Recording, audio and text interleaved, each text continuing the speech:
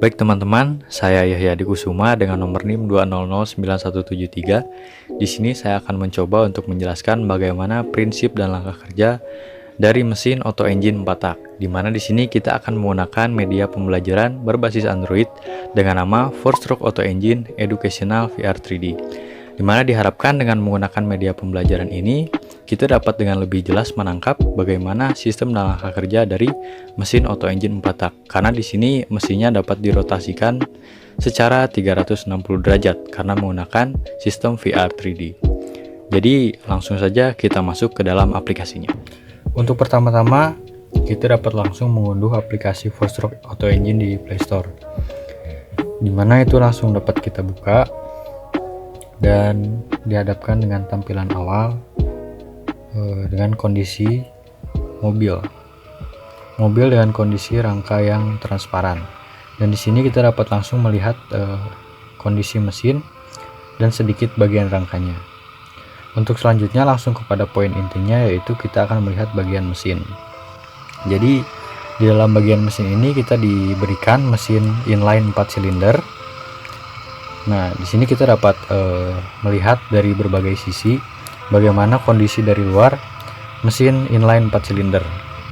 Lalu ketika kita mengklik bagian silinder, di sini kita akan mendapatkan bagian yang lebih rinci, yaitu bagian lebih dalam dari mesin inline 4 silinder ini. Dan kita juga dapat melihat dari berbagai sisi. Jadi itu adalah salah satu kelebihannya.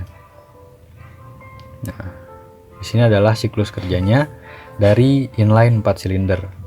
Lalu pada bagian intinya lagi, yaitu kita akan menjelaskan prinsip kerja dan langkah-langkah mesin oto 4 silinder, dimana kita langsung dapat bisa mengkliknya di bagian operation, teman-teman. Nah, di sini kita diberikan deskripsi di sebelah kiri, yaitu maksudnya adalah satu tenaga akan tercipta ketika terjadi 2 putaran crankshaft, dan dimana setengah putaran crankshaft itu terjadi ketika stroke melakukan 1 langkah. Jadi ketika melakukan 4 langkah, di situ berarti crankshaft melakukan 2 perputaran dan akan terjadi 1 power yang keluar, seperti itu. Nah, di sini dapat dilihat di bagian sebelah kiri terdapat angka 1, 2, lalu 3 dan 4, di mana itu merupakan langkah dari stroke, teman-teman.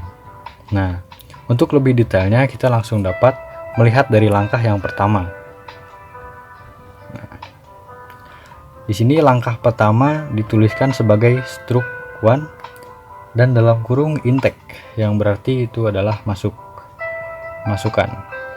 Di sini kita diberikan deskripsi berupa piston bergerak ke bawah, mengurangi tekanan di dalam silinder, dan katup masuk akan terbuka sehingga campuran udara dan bahan bakar mengalir dari karburator menuju ke silinder. Nah, di sini kita diperlihatkan dengan video di mana katup yang sebelah kiri. Nah, di sini kita dapat menggambar. Nah, katup sebelah kiri ini dia kondisinya akan terbuka, teman-teman. Kita coba ulang videonya. Nah, tuh dapat terlihat. Nah, kita dapat berhentikan di sini, dan campuran bahan bakar dan udara itu mengalir melalui katup intake atau katup nomor 1 hingga akhirnya piston berada di titik mati bawah. Lalu untuk selanjutnya kita dapat langsung melanjutkan ke langkah stroke yang kedua. Nah, langkah stroke yang kedua merupakan langkah lanjutan dari langkah intake, yaitu adalah langkah compression, di mana tadi asalnya piston berada di bawah dan naik menuju ke atas. Nah, di sini kita diberikan sebuah penjelasan, katup masuk dan buang akan menutup dan piston bergerak ke atas untuk memanfaatkan campuran udara dan bahan bakar pada langkah 1 dan juga untuk meningkatkan suhu. Jadi di sini dijelaskan bahwa kedua katup yang ada, katup masuk dan katup keluar itu dua-duanya menutup dan piston akan bergerak ke atas untuk melakukan kompresi, dan di sini akan menaikkan suhu.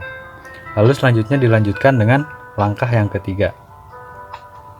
Nah, di sini baru terjadi langkah power, teman-teman. Di sini dijelaskan bahwa busi menyala dan bahan bakar udara akan terkompresi dan dipanaskan. Dan ledakan akan mendorong piston bergerak menuju ke bawah. Nah, di sini teman-teman dapat lihat bahwa tadi dari awalnya itu piston bergerak dari atas menuju ke bawah dan kedua katup masih dalam keadaan tertutup. Dan di sini ledakan menyebabkan piston bergerak ke bawah, teman-teman. Nah, sehingga terjadi power yang menyebabkan crankshaft berputar. Lalu selanjutnya langkah yang terakhir adalah langkah exhaust atau langkah buang. Di sini kita didapatkan deskripsi bahwa piston bergerak ke atas dan katup buang akan terbuka, sehingga gas sisa pembakaran yang tadi di langkah 3 itu dapat dikeluarkan menuju ke pembuangan atau knalpot biasanya. Jadi kita dapat ulang dari awal di bagian operation. Kita dapat mengklik lagi di bagian operation di sebelah sini. Nah, kita dapat menggesernya. Nah, ini merupakan langkah lengkap dari langkah 1 sampai langkah 4.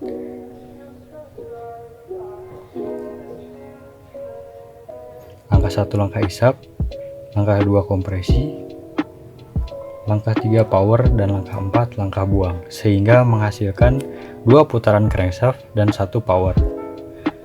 Dan mengapa mesin ini disebut mesin 4 langkah? Karena untuk melakukan satu kerja itu diperlukan 4 langkah, teman-teman. Oke teman-teman, mungkin itu saja yang bisa dibagikan mengenai Four Stroke Auto Engine Educational VR 3D pada hari ini. Mudah-mudahan dapat membantu teman-teman dalam belajar mengenai prinsip kerja dan cara kerja mesin oto 4 tak. Terima kasih.